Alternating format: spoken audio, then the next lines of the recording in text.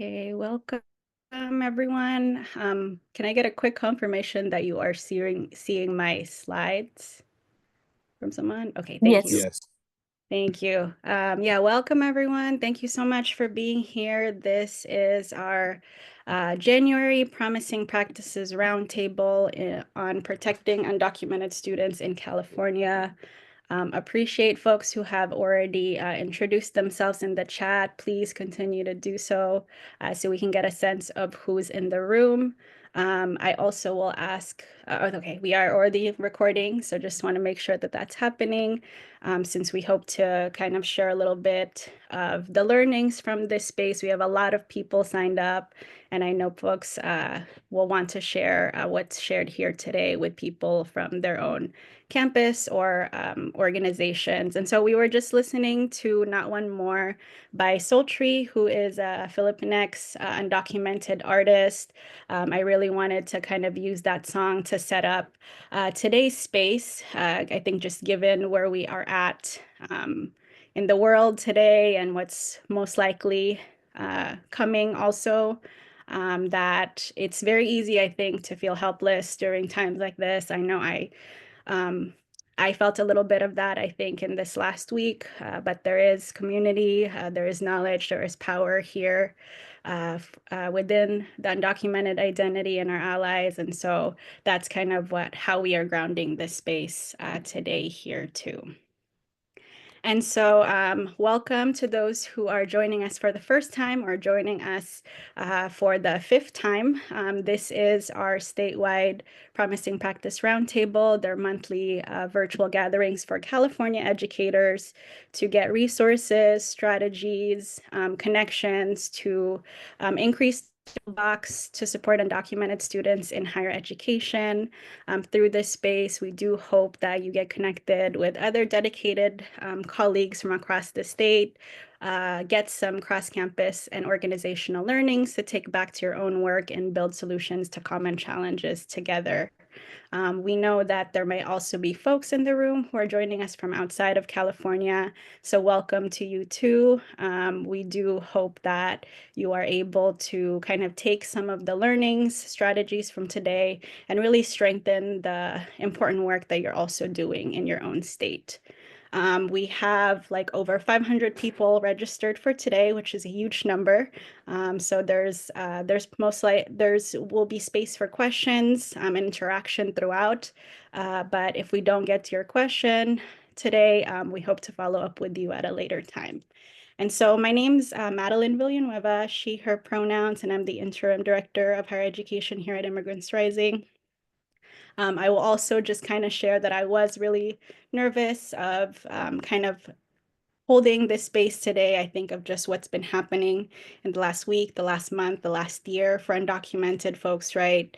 Feeling very overwhelmed and keeping up with the different changes, different potential fires that need to be put out, different like resources, things to know, all of those. And I think with that, I spoke to a very wise friend who did remind me that it's probably like purposeful that the administration is working in the way it is right now, right? To sow chaos because they know that the undocumented and immigrant community and allied community is incredibly strong and we have fought back before.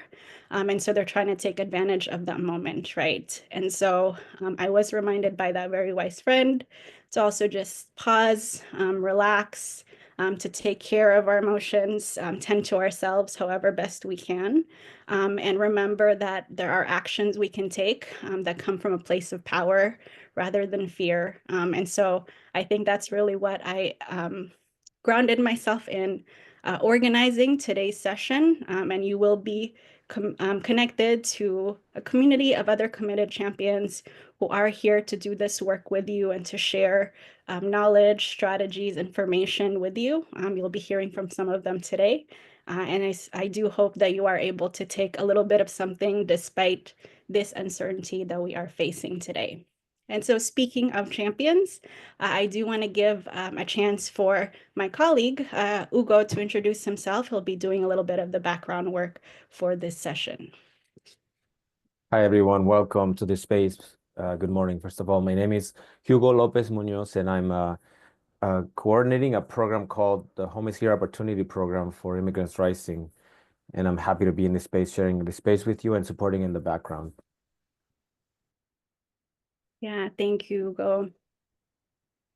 And so I do also want to give a quick overview of what we have planned for you all today for the time we have. So I'm kind of wrapping up the welcome and grounding. Keep introducing yourself in the chat if you haven't done so. I really like to get a sense of who's in the room with us today and kind of see all the different like expertise, positionalities that folks bring into this space.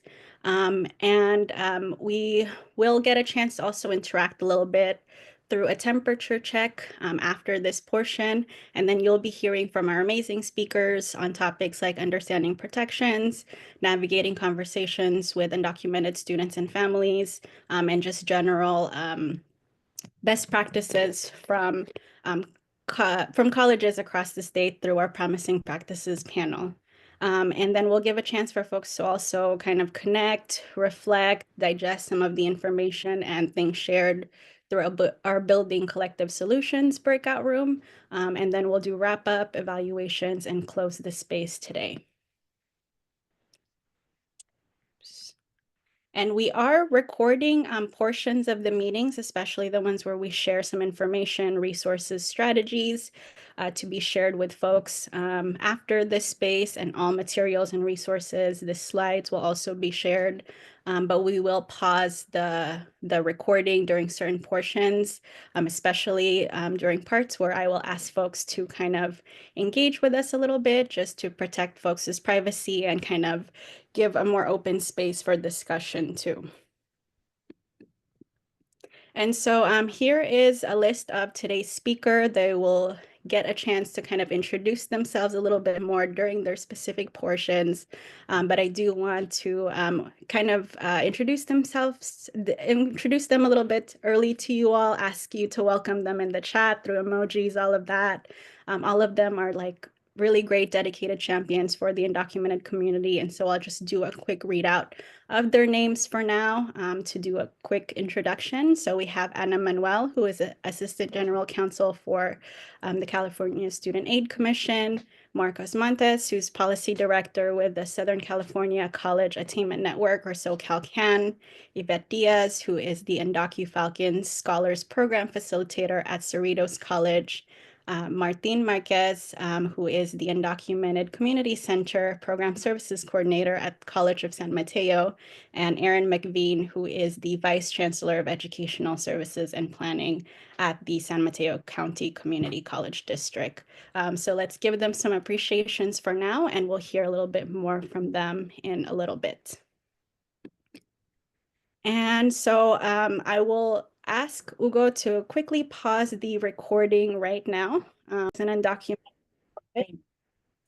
to again remind us of the community power, the community knowledge, and the support that's there, so that even though your campus organization might not be prepared necessarily to do this protection, that there is somewhere else that you can lean on to maybe move your campus and organization in increasing those protections, right? And so I think I should be able to share the video for this. Excuse me.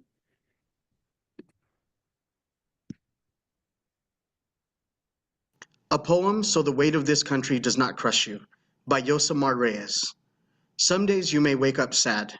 Some days you may wake up frustrated. Some days you may wake up tired. Some days you may wonder if it's worth it. Some days you may question your own growth. Some days you may think on how immense the world is, to be caged in this country, to be subjugated to all this abuse. Some days you just want to breathe. And baby, I am here to remind you to sit in those moments, to sit in that whirlpool, but just know that there are people like me picking up the load when you can't. There are people like me pushing so the weight of this country does not crush you. That there are people like you who will fight when I can't. We will take turns pushing against these walls. I got your back and you got mine. I got your back and you got mine. I got your back and you got mine. Great. And I'm also seeing that there's already resources being shared on campus, right? So I think speaking to the point of the community wealth and the community power. And so I won't prolong it a little bit more at this point. Oh, sorry, one last bit. And because I think it has been really easy to kind of fall into the terrible headlines that's been happening this week, I do also want to give specific examples of the state of California itself and our governor, our attorney general, our lawmakers, making sure that these protections are in place despite what the federal government is doing, right?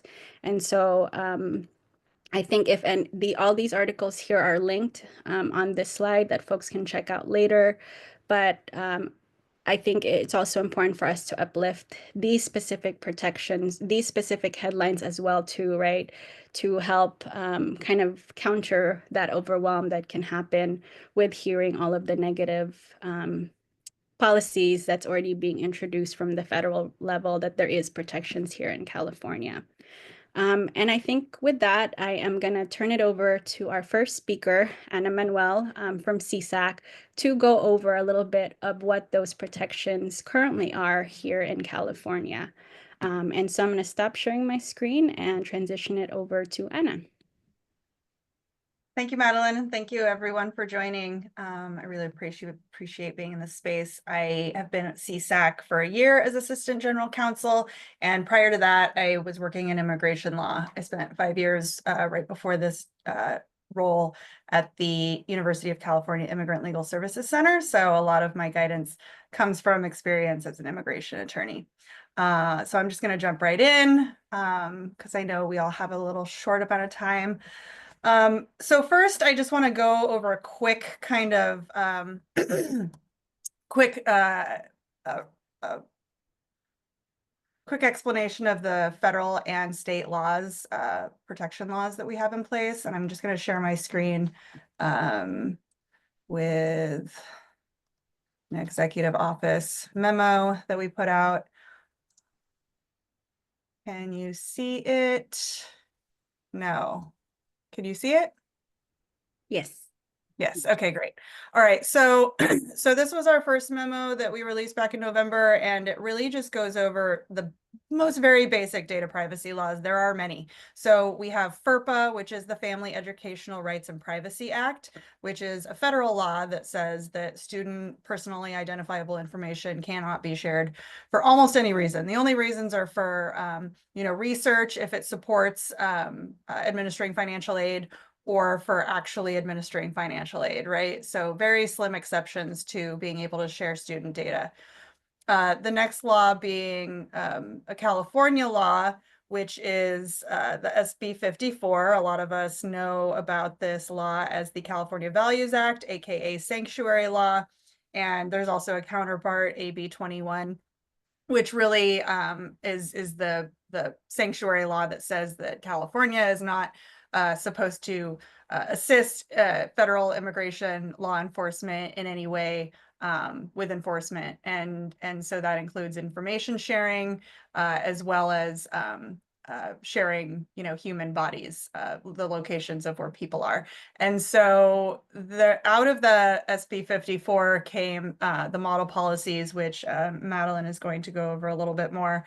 But that's what the Attorney General issued, very specific guidance for K through 12 institutions of higher education and other educational organizations and other organizations on, how to implement SB 54 and to protect students using that law.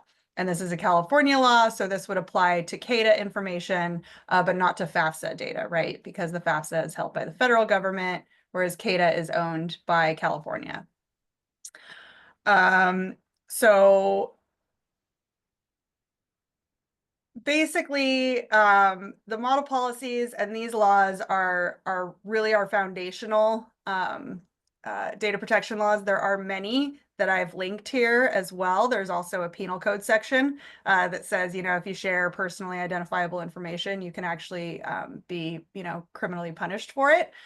So there are a lot of people ask about, punishment laws, and there are some on the books. So I'm going to move on now to looking at kind of FAFSA data, because I know a lot of what I talk about is wrapped up in data questions, right? And not just ICE being on campus. And so I just want to quickly go to the this other memo where we wrote information specifically on guidance for mixed status families. And so just as a quick overview of the federal data privacy landscape, different agencies at the federal level, such as the IRS, such as, the Department of Education, are supposed to only use data that they receive for the purpose which it was obtained, right? And so so outside of that, the only way to request information, both in this context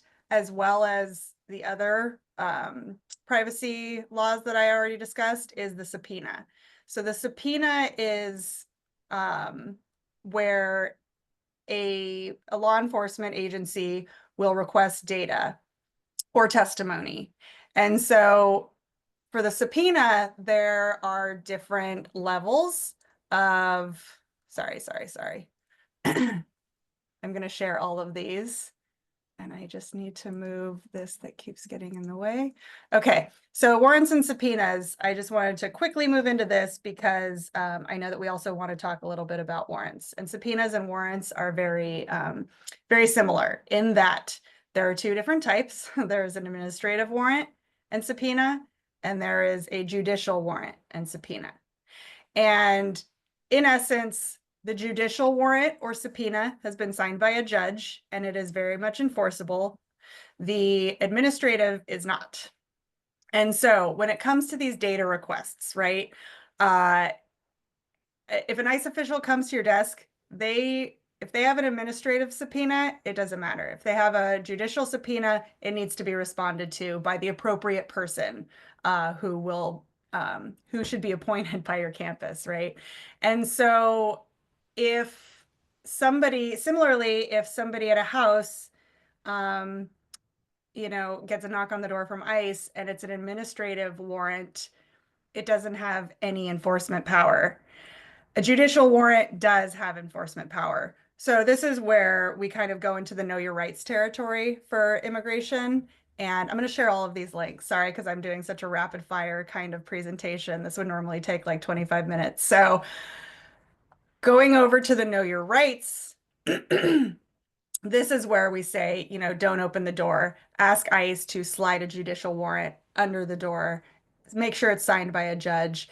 And that warrant and subpoena guide actually has samples of valid subpoenas and warrants. So there's a lot of guidance out there on this. There are the red cards, I believe, that we can also share out from the Immigrant Legal Resource Center, which is actually just a card that people can give to a law enforcement officer that just says, I invoke my right to stay silent. We like to say, please invoke your right to stay silent, or ask the question, am I being detained?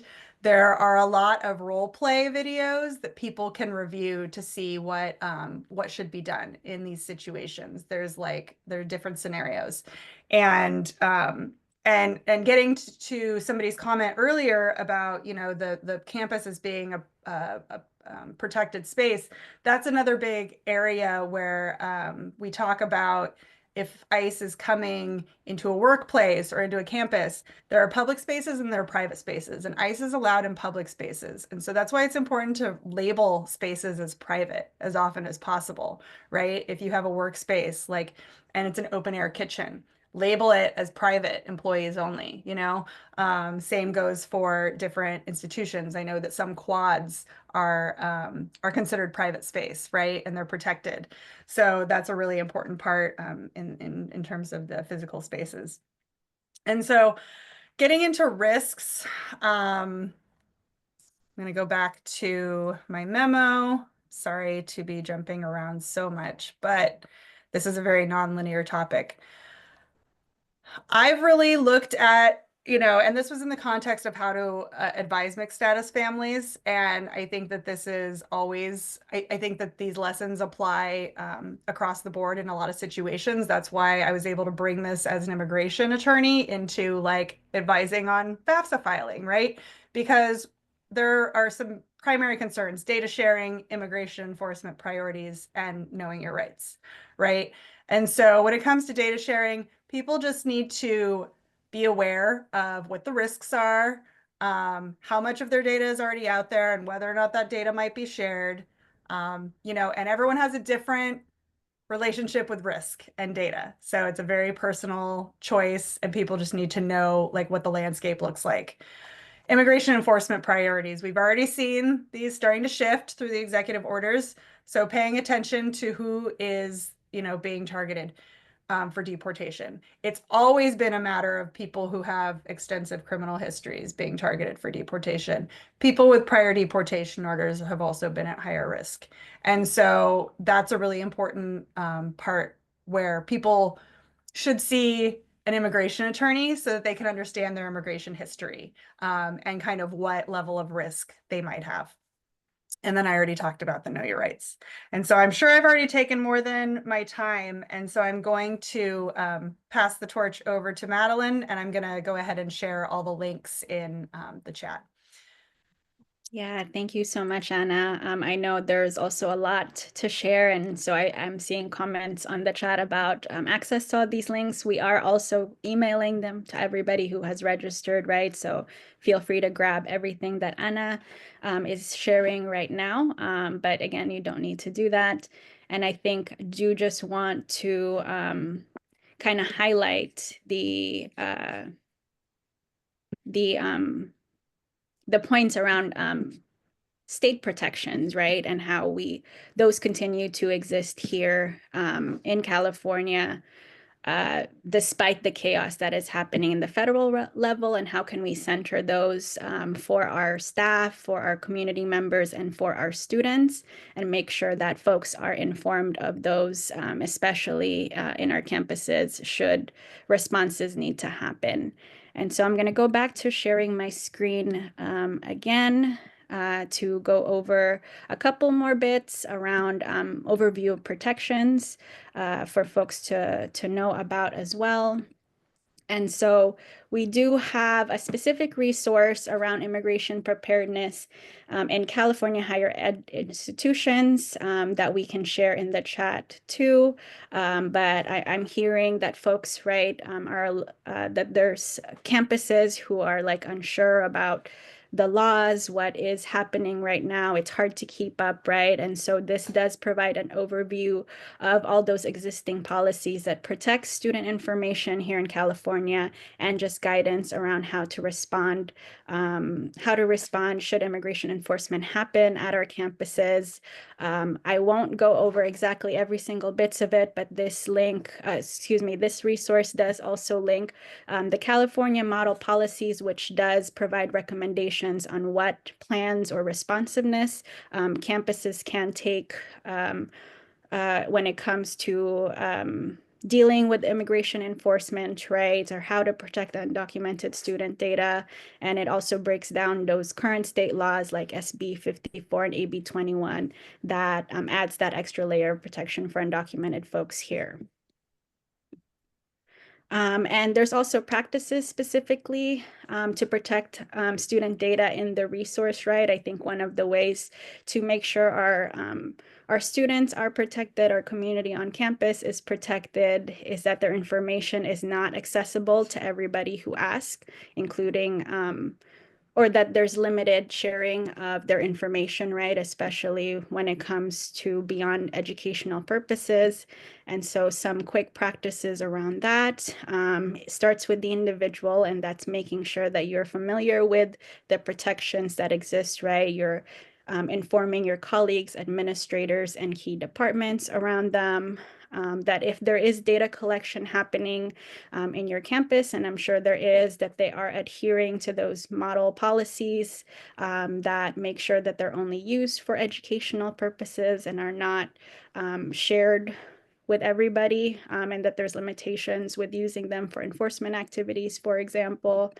That key personnel are trained on these protections and procedures, and that it is public, that these policies are displayed in key departments and school websites, and that they're shared with current and prospective students, so that folks understand that there is protections. I think that is really important, and also not spreading fear, especially in a time like this. And that there is protocols also in place. I think the model policies talk about this specifically, on how to handle information requests by federal immigration agents if they happen, and that key personnel on campus are also trained and aware of these protocols. Another layer, right, that I think is pretty common, I've been seeing in the chat, and just a common concern, and Anna touched a little bit on it, a little bit on it too, is practices to handle if ICE does come on campus. Again, I think it starts with yourself and understanding what the state protections are, trying to keep up with some of the developments that's happening on the federal level and how it does impact things here in California. I have a resource in the next slide that can share a little bit more about that, and also informing colleagues, administrators, and key departments, thinking about how to develop. I think this was a common thing I saw in the chat too, develop and promote those response policies and preparedness plans. Again, I think we'll see a couple of examples of this and how to make sure that campus administrators and campus security or police is involved in these plans. Designating a point of contact to address immigration orders or inquiries. This person can be the one to handle if ICE comes asking for a specific student on campus. This could be an informed or trained administrator, right? And this could be the person to kind of assess the validity of those subpoenas that Anna was talking about, to make sure that there is even weight in the supposed like enforcement that's happening on campus. Again, making sure that personnel and faculty are also trained on how to respond to ICE requests. And if enforcement does happen, thinking about procedures that support undocumented campus members who are impacted by that. There's also community resources to support in this that I'll share in the next slide.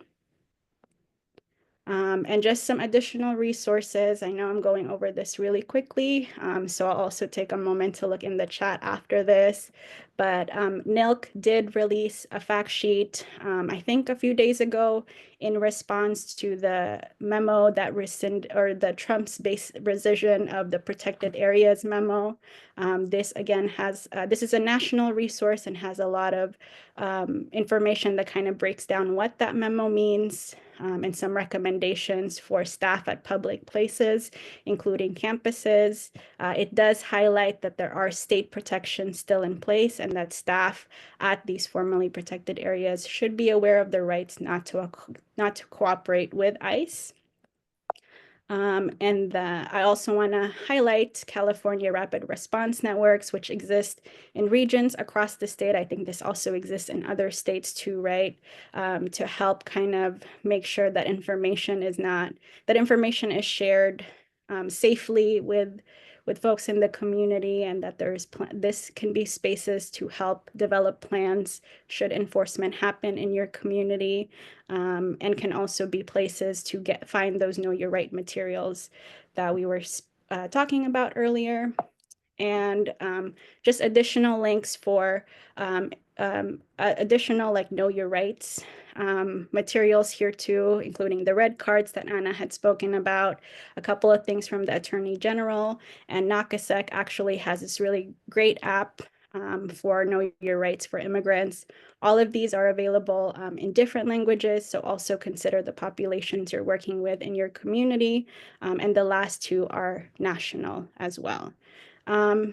And so I'm going to take a pause there, and I know there's probably a ton of questions, but I do also just want to transition us to our next portion, thinking about now that you have gotten an overview, hopefully you're working to understand some of these protections, some of these policies. How do you actually kind of talk to your students, right? Provide that guidance with them to make sense of these policies, what's happening, what to know about when thinking about higher education. And so I will be passing it over to our next speaker, Marcos Montes from SoCal Can, to talk a little bit more about how to navigate conversations with undocumented students and families. Thank you, Madeline. Can I just get confirmation you could hear me because I'm wearing headphones. I just want to make sure we're all good. Yes, yours sounds good. Thank you so much. Of course. Let me just briefly share my screen here. Awesome. Let me see that. Well, thank you all so much for being here. My name, again, is Marcos Montes, and I work with the Southern California College Attainment Network as the policy director.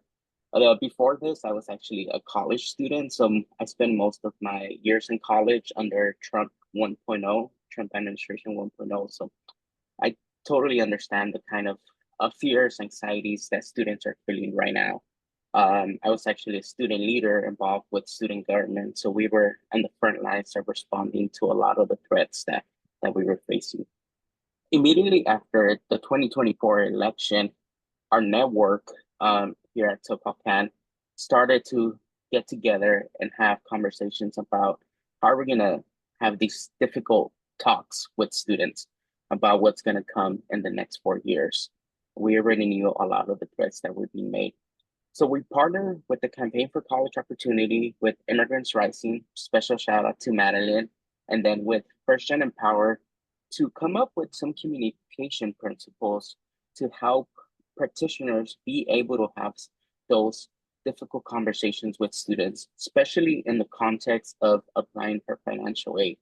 Like Anna touched on this briefly, it's, whether it's safe for a student to submit a FAFSA or not, it's a really difficult question to answer. And it's gonna come down to the risk that a family is willing to take. Also, even submitting a CADA, I know students and families are gonna have questions about that because, everything that's being thrown at them right now, it's the government is not safe and we can't trust the government. And it's hard for sometimes families to distinguish between what is a state government, local government versus the federal. So there's a lot of uncertainty going around. Again, this communication principles we developed was to help practitioners bring clarity to your own communications and your own guidance that you're going to be able to bring to students. So we're not exactly telling you exactly what to say to students. We're just offering some principles that you can touch on that can help recognize that each student, each family has a unique background, unique story, unique situation, and that they all kind of also have different educational aspirations. So with that said, these are the 5 principles that we came up on. Due to time, I'll briefly touch on a couple of them. But the first one really is about honoring family agency, like Anna Manuel shared. It's about how much risk each family is willing to take, and they need to make that decision for themselves.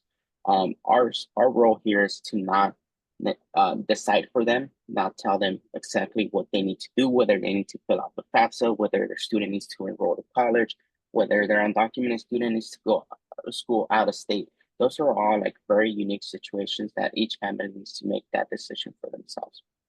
The second one is explaining college options. If a student, again, maybe this is not the right time for some students to be going to out-of-state universities, and they might feel more comfortable staying in their local communities at a local UC, CSU, or even a community college.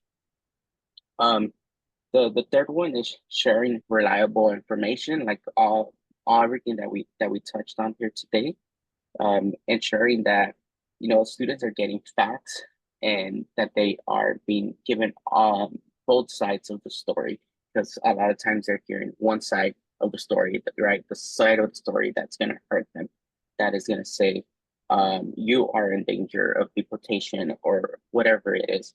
But there's also the other side of the story is that there's a lot of laws that a lot of advocates are gonna be fighting to uphold to ensure that those students get protected and their privacy gets protected.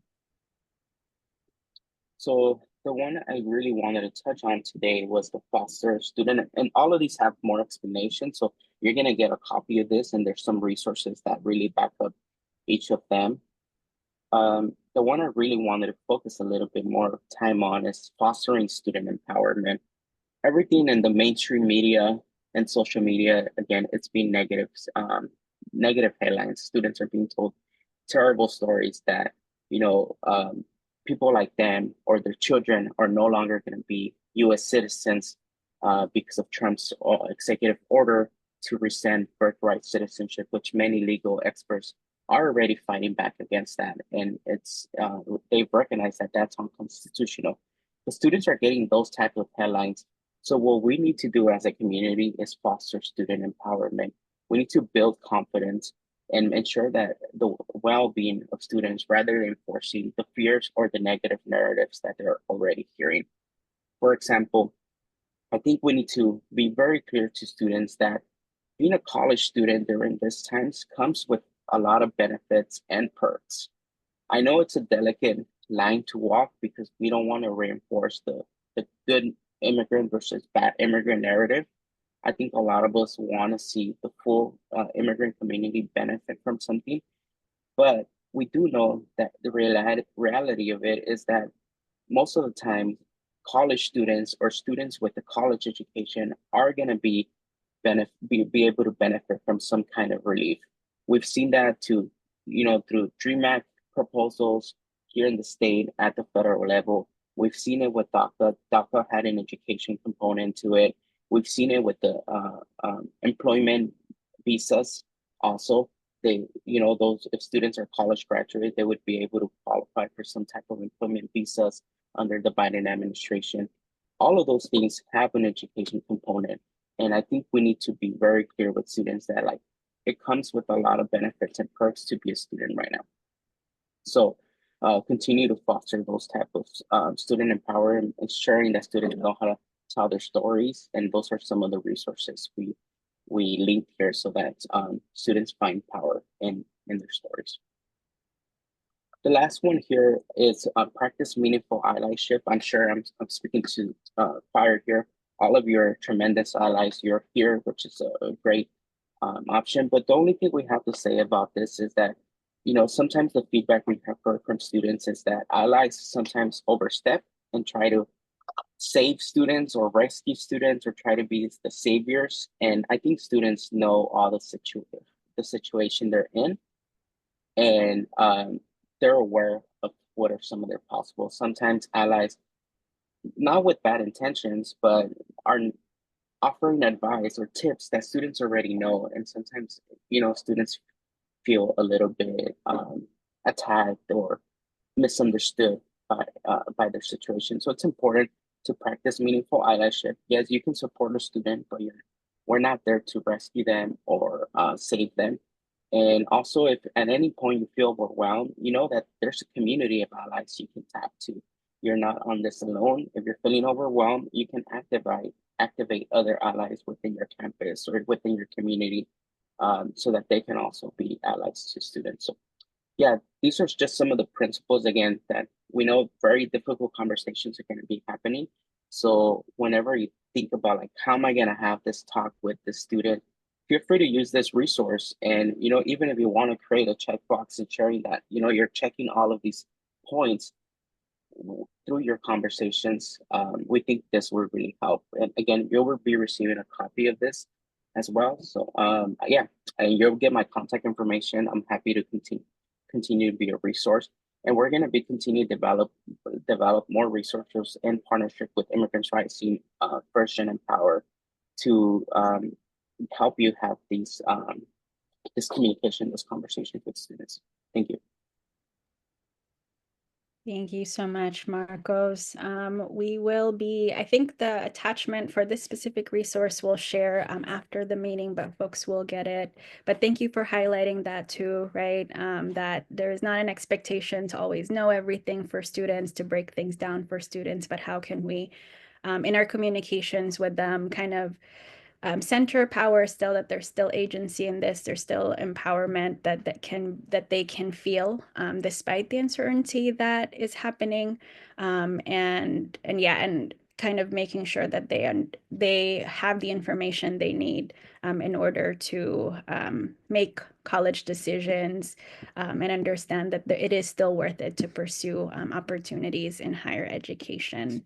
And so I think as we're transitioning from knowing how to communicate with students, how to navigate, right, how to show up for students and families in this space, I will transition us to our next piece around what are some of those policies that can prepare campuses, right, to do these protections, to make sure that as a campus they are able to respond to anything related to immigration enforcement, right? And that they're proactively keeping their students safe. And so I will go ahead and introduce our Promising Practices panel. Again, this is Iveth Diaz from Cerritos College, and Martin Marquez and Aaron McVean from the San Mateo County Community College District. And so I'm going to go ahead and pass it over to Iveth first to get us started, and then we'll have our SMCCD folks go after that. So Iveth, would you like to come on screen? Yes, hi everyone. Just give me 1 second. Let me pull up my presentation.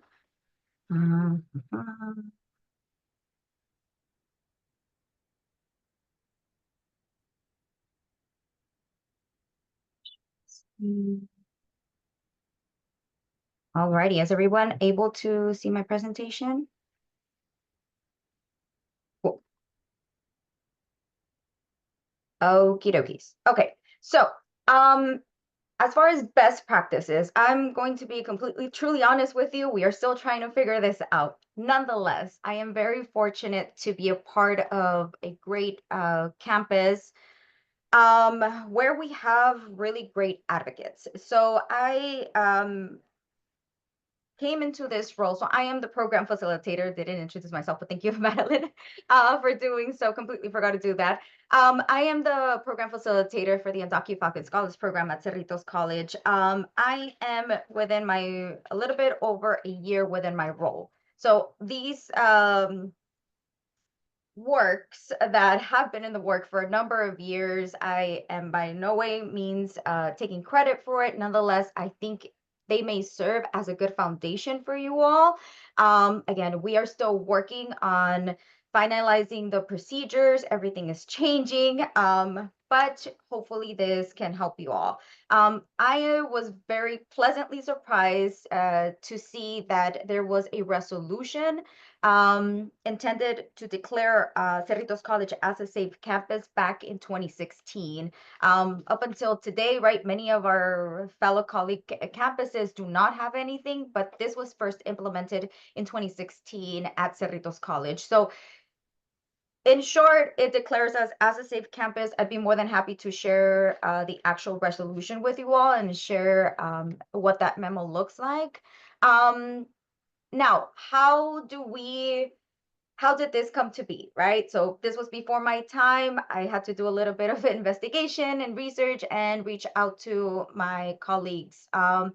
It has been critical for us to have a good task force. I know many campuses have the equivalent of it, but we have task force members in very key departments, which I think has been very critical. So we have in the Office of Financial Aid, we have folks that are the chairs of Faculty Senate, right?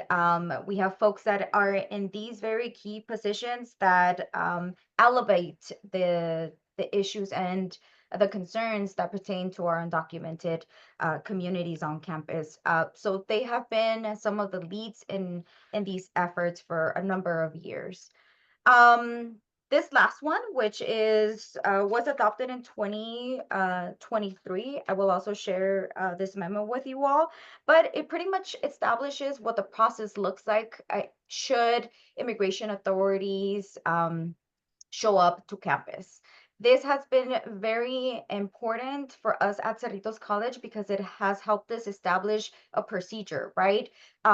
As of now, we're honing in to ensure that everybody on campus understands what these procedures look like. So we have partnered with our chief of police, who is an amazing partner and great liaison. We're very fortunate, I have to admit on that.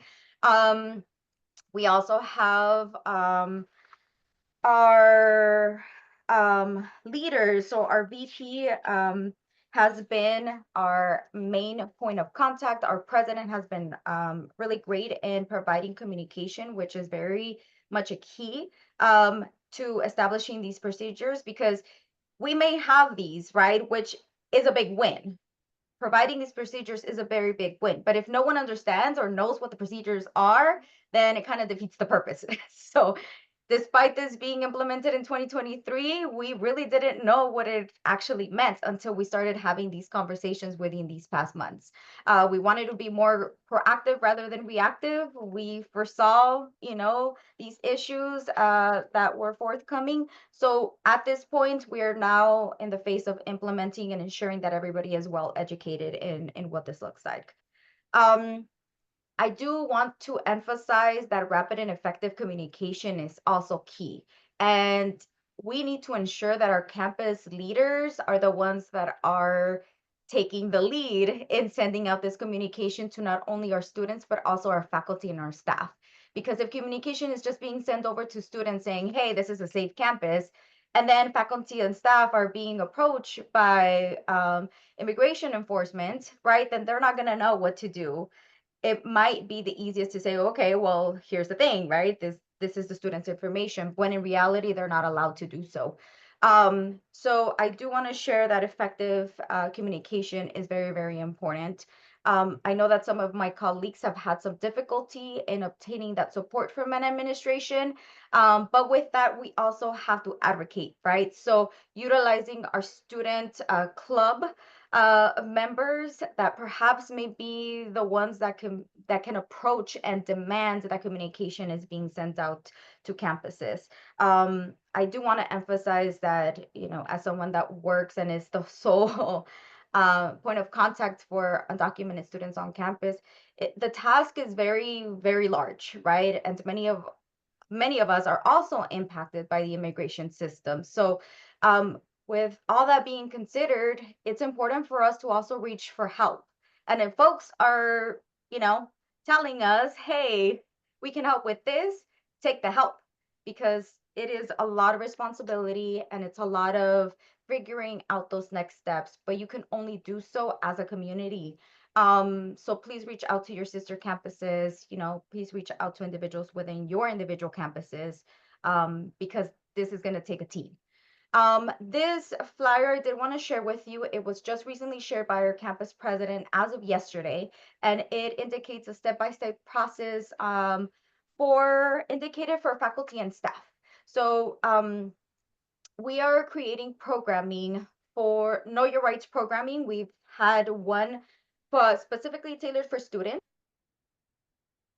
Another Know Your Rights event next week, tailored to our community members. It will be offered in both English and Spanish, but we're also facilitating another Know Your Rights, specifically educating our faculty and staff on what processes to take, when encountering law enforcement, immigration enforcement, and what are the rights that our students have and what rights they have as employees as well, because we do have undocumented employees on campus. So I know I took some time, but I just wanted to share that information with you all, passing it along. Thank you so much, Iveth, for that, right? And I do also want to highlight that the California model policies do require schools to have something in place to limit immigration enforcement, right, on campuses to keep campuses a safe space. And so we will be sharing all the amazing work that has happened in Cerritos to kind of provide models for folks too as well. But I believe that there's also specific policies and examples in the model policies too.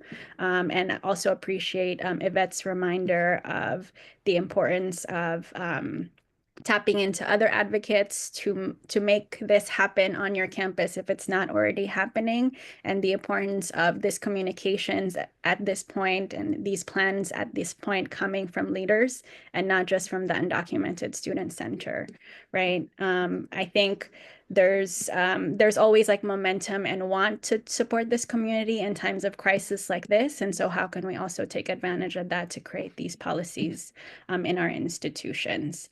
And so I'll go ahead and pass it over to our folks from the San Mateo County Community College District to go next. If those folks can come on screen, and if you have any slides, feel free to share those as well.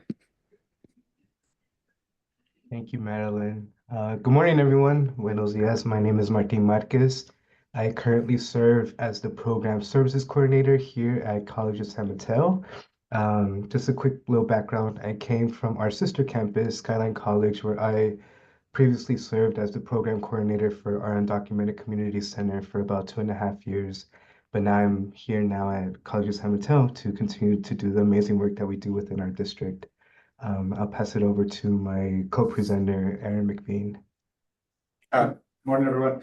I'm McVean. I'm the Vice Chancellor of Educational Services and Planning for the San Mateo County Community College District. I also used to work at Skyline College. We've got 3 colleges in the district: Skyline, College of San Mateo, and Kenyatta College. And we're located just south of San Francisco in the Bay Area. And then Martina and I, we co-chair our Undocu Coalition this year as well. And we'll tell you just a little bit more about that, talking about preparation as a campus and a community. Martina, I'll let you take it away. Can anyone see my screen? Yep. Thank you. All right, y'all. So let me see. Okay. So I just want to start off too, and thank you to Iveth and shout out to Cerritos for the incredible work that you're also doing over there with the Falcons, right? I just want to start off that we're also very lucky to be part of a district that has passed and adopted a resolution to protect our undocumented students, our undocumented community, right? In our resolution, we make sure that we are protecting the privacy of our students, but also of our employees and community members, right? We're making sure that we're not sharing any data, but we're also providing resources, legal services, right, to our students, the family members, community members, employees, right? Just so that they know what kind of resources and services that we can provide within our district, but our own respective campuses, right? As Aaron mentioned, we're a 3-district campus, and this is basically the foundation of each of our undocumented centers within our district, right? So with that, the centers essentially opened up in 2017. It started off as a ripple effect with CSM opening up the space, and then Skyline College, and then Kenyatta. But with that, there was this physical need of a presence for students to have a space on campus where not only for them to belong, but to feel safe, right? In the resolution, it specifically states that all of our campuses are a safe haven for our students, right? Where they don't need to necessarily feel exploited, but also celebrated for being there and belonging there and wanting to pursue higher education. But with that too, we also provide different resources and services like our free legal clinic at Kenyatta College and at Skyline College. And at CSM, we're partnering with Find Your Ally, but more specifically with the Immigration Institute of the Bay Area. So we're just constantly growing as a district, but making sure that we're constantly providing resources to our community members. I also want to share this incredible opportunity that started at the fall of 2022 at CSM at College of San Mateo as a response to DACA, our new applications no longer being accepted through DACA, right? But our Unlocking Futures Fellowship Program piloted at CSM at the fall of 2022, where it had this vision to allow students to develop their professional development and grow within their professional endeavors, right? As you know, for those students that don't have workforce develop, that don't have work employment authorization, they're not able to work specifically on campus, right? This program started so that students can work on campus and can get some kind of income for the work that they're doing and the hours that they're doing, right? And we offer a 7,500 yearly award for their participation in the program. But the curriculum is around them to expand their network, right? Expand their network with their peers who also identify with being undocumented, and also identifying a mentor that they have on campus if they have a particular interest in a program, for instance, in researching more about financial aid or what other different scholarships are available for undocumented students. That can be an area that they can focus on, right? Or even if they want to partner with our Spark Point Center for Basic Needs Office, right? What other essential needs can be provided to undocumented students so that they can, one, face these hurdles, but not necessarily bring them down in their educational endeavors, right? So this program essentially just provides them that opportunity to work with different programs on campus and mentors on campus so that they can get ready for workforce, right? But it also lets them know and are aware to build their conscious what are other systematic barriers that they have to face, right, for being undocumented students. But they're building this community so that they can face them together and also break them down together. And then our Undocu Coalition, this was built in as a response to the COVID pandemic and shutdown, where there was a need for students to receive additional aid, right? And we were able to use her funding for our students so that they can just essentially, right, make sure that they are still able to attend classes, register for enrollment, right? But what else can we provide them assistance with, right? Books, materials, technology, right? But this started off as a response to that, right? Can we continue to support our students? And now it has evolved immensely, where now we're specifically and very adamant in figuring out different policies that we can implement throughout our district and what other procedures and practices that we can put in place within our programs, our resources, et cetera, right? And what's very unique about our coalition is that it involves the different positionality of different folks on our campuses and our districts, right? It involves the vice president of student services. It involves obviously the leads of our undocumented community centers. It involves our different directors like our Spark Point Center, as well as our equity offices. But now, as of fall of 2024, we have now accepted students, right? The presence of students, because without our student voices, how else are we supposed to be better advocates or allies to the students without their perspective, right? So this is awesome that we are doing this. We've also been able to take our coalition on a national level where we presented at NCORE at the National Conference of Race and Ethnicity.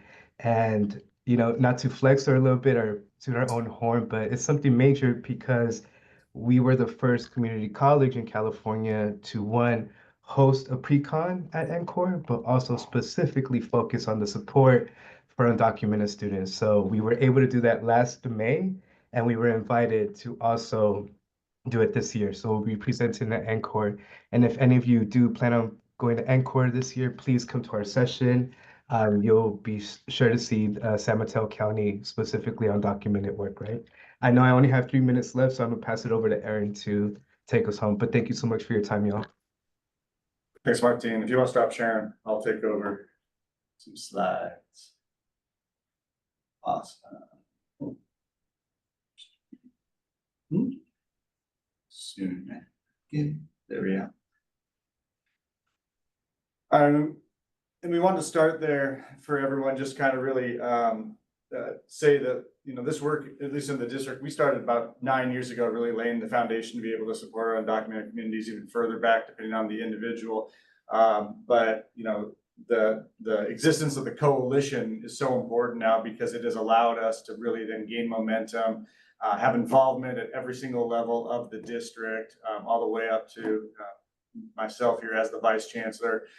so that we can respond rapidly and that there isn't that delay in how do we engage and how do we get a response from all the levels. And, you know, our former vice president from Kenyatta College, Manuel Perez, he's now the president of the College of San Mateo, right? So our coalition has been in existence long enough that folks are, you know, spreading out and are going into higher positions. So we also have two important policies here, and this is also about removing barriers for undocumented students and making sure that they can access resources here. So we have a non-resident tuition fee waiver that we put in place. So for all undocumented students, they can do 6 or fewer units without paying non-resident tuition. We did that under California Education Code. It's controversial. We did it anyway. We also have our free college program. And so that's provided also to undocumented students. They don't have to qualify for AB 540. If they live in San Mateo County, they can attend for free and get all the same resources that anyone else who qualifies for free college can get. And this is about having that level of support and commitment. We're fortunate to be in San Mateo County. Our county has passed an ordinance as a sanctuary county about not participating with immigration enforcement with ICE. And not using county resources to do that, similar to the sanctuary campuses in the California community college system, where we're not using our local resources to support immigration enforcement activities. Nancy, I stole this quote from you, one of the last webinars. Big piece right now in the immediate response is for students. We want to honor their fears and not fan their fears. A lot of people want to make this about themselves. It's not about y'all. It's about students. It's about our communities that we're trying to support. And our students are telling us, part of the coalition, and the students are in the coalition, that they live with the uncertainty every day. We need to get our stuff together and know what we're supposed to do so that when they ask, that we can support them. When things happen, we can support them. And so this is what we sit with, is that's our charge as professionals in these spaces. So what are we doing right now? We've started off Flex Day, professional development days back in January. We had a DocuAlly training. I did a whole session for the district educating on how to respond to ICE enforcement activities. Shout out to Immigrants Rising, to the President's Alliance, to CSAC. Everybody's been putting out the information. We've taken that, we've digested it, we've condensed it, and then we're using that for our presentation. So as things happen, appreciate you all so much getting that information out, because then we're pushing it out to the campus in the methods that we know and the networks that we have, and just continuously update folks. We did send out district communication from our chancellor and our presidents. We do have a resource page that we stood up very quickly to get all this information out. I'm doing public safety trainings with all of our public safety offices because they may be a point of contact. We're also asking them to assist in the event that we have immigration enforcement activities. And it's coming from me, right? Command and control structures for public safety and police. It's not coming from anyone else. It's coming from the highest levels of administration, telling them what they need to do to support us. We did order red cards. We've got red cards. We're doing a lot of committee presentations, both our UCC staff as well as myself. We're putting out front office staff protocols so that folks who are, you know, at the financial aid office or admissions and records, anywhere else, they have things in front of them that they know have been provided for how to respond if something happens. And then we're monitoring all the changes. If you don't have a president hooked up with the President's Alliance yet, get them to join. Manuel joined. He's been on there so that we can get updates as new executive orders come down. These are all like the immediate things, but it was all building on this base. I do want to share one last piece of what that resource website looks like. And so I'll share that one. So then we stood up this resource website. As many folks have seen, it's the step-by-step of how do you respond and getting that out. And we're working on doing our translations now as well to get that out in different languages for district, including Spanish and Mandarin, because we have lots of communities that get impacted by these types of things, especially in our farm working communities. But really just directing everybody, if you see something that is going to happen, notify the President's office. Every single step is get somebody to the President's office. Notify them, document what's happening, escort folks so they're not wandering around campus. If you don't feel comfortable, you call public safety, have them escort immigration enforcement agents or officers to the President's office. When we're centralizing all of that, that's the message to everybody, is if something's going on campus, let them know they got to go to the President's office. No one else is allowed to, empowered to interpret warrants, subpoenas, or anything else, and they should not be expected to. Get folks to the President's office. We've got our district legal counsel at the highest levels who are ready to support us in that. We've already done that organizing. And so like these are all of the immediate steps, but it has built on all these other pieces. And so we encourage, if you don't have a coalition that's set up yet, it's a great step in this moment to use the momentum now to set up that type of a network within your organization, within your district, because it comes into play so often and it's easy to rally that group of folks to support immediately. And that's what we've been able to do here in the district. So thank you everyone for just inviting us and allowing us to share with you.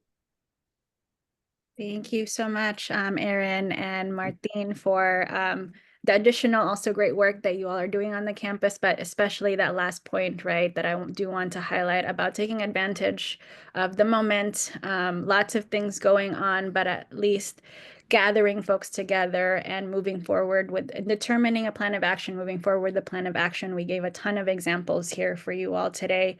Could be one way to do this preparation despite the uncertainty and changes that I think is still coming for the community. And so I know we gave a lot of different information to you all today, lots of things to, I think, digest post this meeting for sure. And we do want to give just a quick opportunity for folks to connect a little bit more with each other in individual breakout rooms. And so we will be quickly doing that in this next about like 5 minutes or so that we have, and do encourage folks to kind of use the space to connect with somebody from the room and kind of digest, reflect on the information, right? Some guiding questions we have for you all today is, what was something new you learned from this session? What are some challenges and opportunities in protecting undocumented students in your campus or region? And what are some next steps you are taking from this meeting back to your work? So we'll go ahead and throw those in the chat if they have not been there already. If they're not been put there already, and I think we can go ahead and also open the breakout groups if we're ready. I do also want to take a quick moment to just thank all of our panelists today for speaking. Please connect with them beyond this space. We'll be sharing contact information for folks after this too. And so Ugo, are we good with opening a breakout room and just doing a really quick 5 minutes? Since that happened, breakout rooms. I think for the sake of time, I'll ask to see if there's anybody who kind of maybe wants to share any reflections, experiences from their breakout rooms, either verbally, really quickly, or through chat. And I'll give a few seconds to see if anybody is willing to kind of do that for us. Thank you very much for hosting this. I'm Josefina from El Camino College. I think it will be a good idea for the Dreamer Resource Liaisons to, for you guys to host something for us, because it is, we some people might have a task force, some others don't. They might have, one person. So it's just kind of bringing the people that are actually seeing the students, and just like, just creating that space for us to really talk and, bounce ideas. But this is amazing. Thank you very much. I learned a lot, and I know there's certain things that I do want to like work on. So thank you. Thank you so much, Josefina, for sharing that too, and for joining the space and taking whatever you can back to your campus too. But yeah, I appreciate the suggestion. We'll definitely consider anything that folks see as a need in this space. I think your comment actually is a really good transition to our evaluation. We know there's lots of needs in the field right now, right? And lots of questions that need to be answered that may not be immediately answered, lots of updates that we need to keep up with. So we want to kind of hear from you, like what went really well in this session and what could be changed for the future, and any additional spaces that you'd like to see, resources that you'd like to see either from Immigrants Rising or our work with our different partners, or just things to uplift from the community, since there's also a lot of knowledge. So please fill out this evaluation that we have. We just put the link in the chat. We'll also be sharing this with people who were part of this meeting to just get a little bit more. And if you also have colleagues who stepped out already, please share this evaluation with them. So we can just hear a little bit more of what is the need out there and how people are taking this information in. And then just with our last minute, I do want to share that we have our spring 2025 Promising Practice Roundtable schedule out. We'll also put the link in the chat for that. So please sign up for some of our upcoming sessions if you haven't already. And we're shifting our schedule to be 4th Thursdays of every month from 9:30 to 11 a.m. If you'd like to keep updated on what all our different offerings and our partners' offerings are, please sign up for UndocuDigest for Higher Education. If you have not already done so, you can email Ugo directly to be added to the listserv. And then if you're having trouble receiving this, you could try adding me as your contact to receive this through our MailChimp. And then just final appreciations to our amazing panel of speakers. As you heard, they're all doing really great work and can really, I think, inspire some action and some ideas in your own campuses or organization, how to strengthen our protections in support of undocumented students, especially at this critical time. We'll be sharing all their email addresses and do hope that you are keeping in touch with them and potentially using them as partners too, right? And figuring things out and designing policies and talking strategies at your different campuses and organizations. And so I'm a little bit over time, but thank you for being here today, and please stay in touch. I know it's been a really hard week, month, years. So please remember that we're here for you and take care, and hopefully you have a restful weekend ahead. So thank you so much. We'll wrap up from there and we'll see you soon. Thank you, everyone. Take good care.